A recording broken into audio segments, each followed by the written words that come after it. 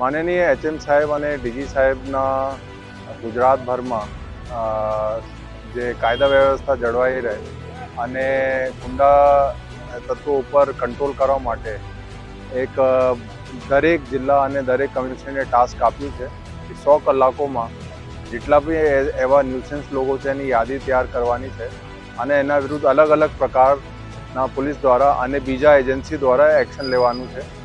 એના ભાગરૂપે અમારા જિલ્લામાં પણ જે છે અત્યાર સુધીમાં જેટલા પણ થાનાઓ છે એના સાથે મિટિંગ કરીને એ યાદી તૈયાર કરવા માટે સૂચના આપી દીધી છે અને કાલ સુધી એ પણ ફાઇનલ થઈ જશે। સાથે સાથે જે છે અમારા આજના દિવસમાં અમારા માનનીય આઈજી સાહેબ દ્વારા એક કોમિંગ પણ આપવામાં આવેલ છે, જેમાં અત્યાર સુધીમાં ટોટલ 30થી ઉપર જેટલા વાહનો જે છે ડિટેન થઈ ગયા છે આજે અને કાલમાં। અને સાથે સાથે એક જે છે એક માણસની તડીપાર પણ થઈ છે અને જુદા જુદા જેટલા પણ થાના વિસ્તારો છે, આજે સલાયા, ભાનવડ,